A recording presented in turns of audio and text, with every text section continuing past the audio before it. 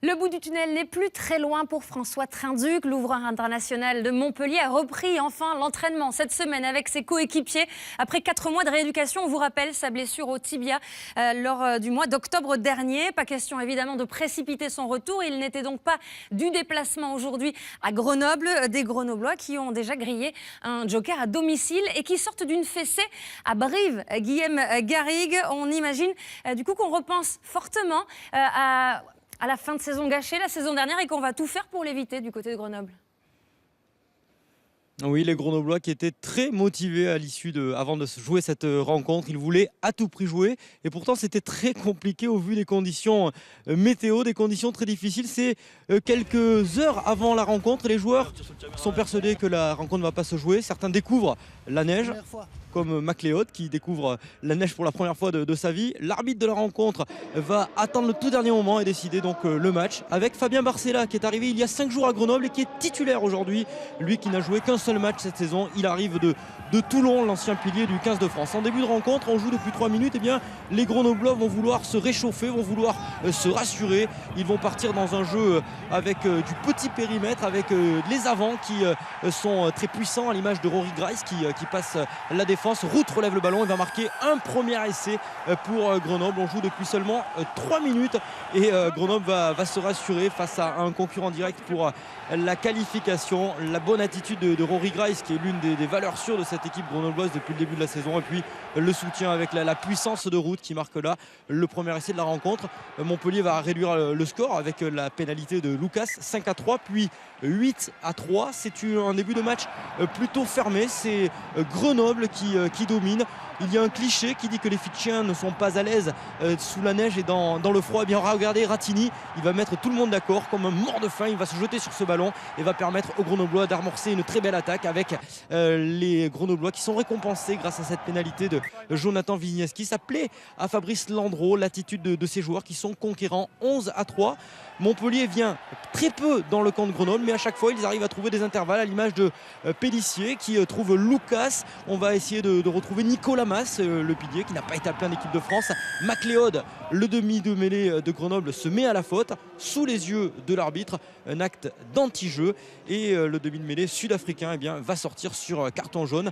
Montpellier qui vient peu dans le camp de Grenoble arrive à marquer à chaque fois grâce à son demi d'ouverture Ben Lucas qui est le joker de François Trinduc et qui réduit le score à 2 reprises pour permettre aux Montpelliérains de revenir à 11-9 à 10 minutes de la fin de cette première période. Un match engagé. Caminati va être plaqué par Pélissier. Il va y laisser sa cheville, l'ailier, une entorse à la cheville pour Caminati qui va laisser ses coéquipiers.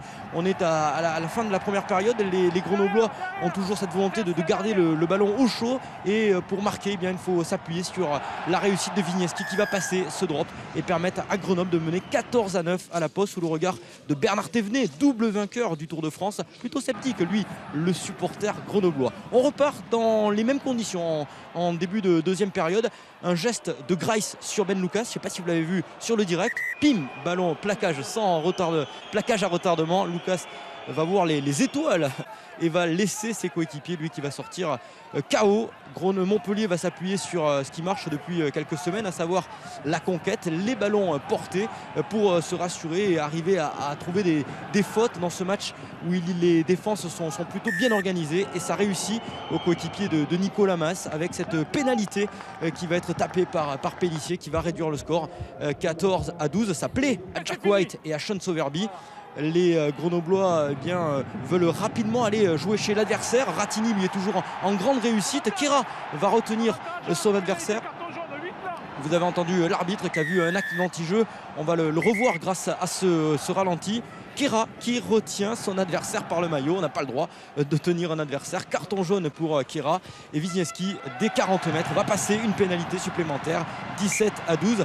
On maintient l'adversaire à distance. Mais Montpellier, qui touche peu de ballons, reste toujours à hauteur de Grenoble. Montpellier qui est plutôt bien installé dans ce match, à l'image de cette chandelle tapée par les Montpelliérains qui vont arriver dans les 29 mètres et récupérer le ballon avec Iribarren qui est rentré, qui va bien alterner le coup de pied sûr qui ne va rien donner. On va va revenir à la pénalité pour une position de hors-jeu.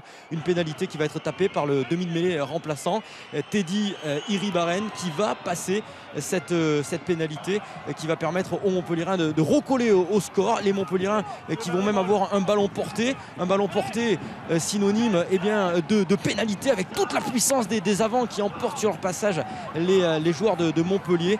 Teddy Iribaren a vu le bras tendu de l'arbitre, il va essayer d'y aller tout seul, ça ne donnera rien, mais à ce moment-là du match, il reste 10 minutes.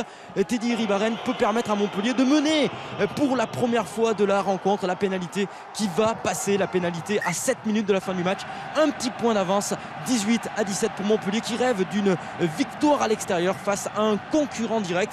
Mais ce sont les toutes dernières secondes du match. Les Grenoblois vont aller, grâce à un jeu plutôt efficace, un jeu plutôt fermé, obtenir une dernière pénalité.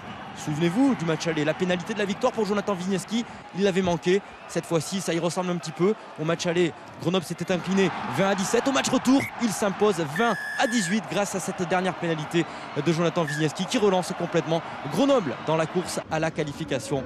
Une victoire importante face à Montpellier qui repart avec le point du bonus défensif. Oui, Grenoble qui s'est fait peur ce soir, mais qui est plus que jamais candidat au top 6 et donc aux phases finales.